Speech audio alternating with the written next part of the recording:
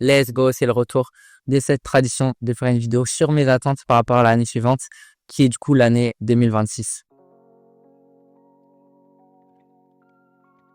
Donc déjà, petit retour sur l'année 2025. Franchement, ça a été une année plutôt sympathique sur le plan créatif comme sur le plan personnel. J'ai accompli pas mal de choses que je voulais faire. Notamment, j'avais parlé de développer des projets qui sont plus en relation entre eux pour faire une collection. Ce que j'ai réussi à faire avec les cours, etc. Puis ensuite, je dirais aussi que je me suis plus impliqué dans les choses que j'aime dans la vie. Comme par exemple avec la course à pied, ça a pris vraiment une place plus importante cette année par rapport aux années précédentes. Et donc, notamment, j'ai participé à une expérience de bénévolat, etc.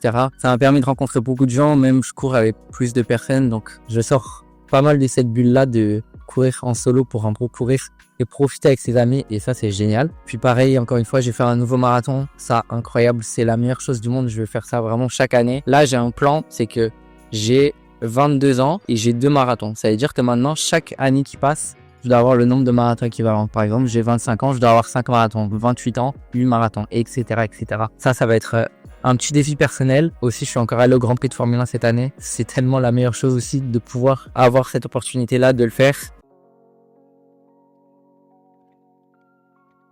Et maintenant, l'année 2026, comment je la vois? Et écoutez, franchement, cette année, ça va être un peu l'année de l'inconnu parce qu'il y a beaucoup de choses sur lesquelles j'ai pas trop d'idées ou d'attentes dessus. Parce que par exemple, cette année 2026, je vais finir mes études. Donc, ça veut dire qu'après, je vais me lancer dans le monde du travail, qui fait que je dois trouver un travail. Je veux aussi déménager, donc je dois trouver un nouvel appart, etc. Donc, déjà, juste ces deux choses-là, elles vont conditionner mon année complètement parce que c'est quand même des changements majeurs de vie. Voilà, on va voir comment ça va se passer. Et évidemment, je vais essayer de continuer d'être créatif parce que c'est quand même le plus important, même si j'aurais plus forcément accès à tous ces beaux locaux. Si j'ai l'opportunité, peut-être que j'investirai pour continuer à produire, voilà, parce que l'industrie ne s'arrête jamais, que je déménage ou pas. Puis aussi, j'ai envie de continuer à m'impliquer dans des causes qui me tiennent à cœur et que j'aime bien. Donc, par exemple, pour les marathons, j'ai vraiment envie de continuer à grandir dans cette communauté-là parce que j'ai l'impression quand même d'en faire partie un peu. Par exemple, j'aimerais continuer à être bénévole ou même être pacer pour certains marathons, etc. parce que je sais que ça va vraiment trop bien de pouvoir contribuer à ce genre d'événement-là de cette manière. Pareil, je vais être bénévole aussi pour les championnats du monde de cyclisme parce que une de mes passions, voilà, c'est le vélo. Donc, continuer à être investi dans ce genre de choses, à donner de mon temps et de mon énergie parce que j'aime juste ça en fait et puis ça me permet de rencontrer du monde. Et puis sinon sur le plan plus personnel, pareil, j'aimerais continuer à rester la personne que je suis actuellement. Je trouve que petit à petit je me développe en tant qu'humain d'une manière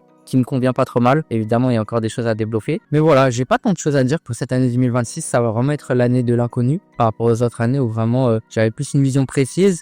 Mais je trouve ça intéressant d'aborder cette année de cette manière parce que du coup ça me laisse vraiment toutes les portes ouvertes et puis c'est un peu excitant aussi de pas savoir vraiment qu'est-ce que je vais faire. Donc voilà, un peu plus courte que d'habitude cette vidéo là, mais c'est la tradition, on n'y échappe pas malheureusement. Si vous l'avez regardé, c'est quand même cool parce que c'est vraiment plus une vidéo personnelle à la base, mais je me dis ça peut être même motiver des gens à faire cette réflexion sur eux-mêmes pour savoir quels sont leurs objectifs. Et puis sinon, moi je vous dis directement à la prochaine pour une prochaine vidéo qui sera un banger.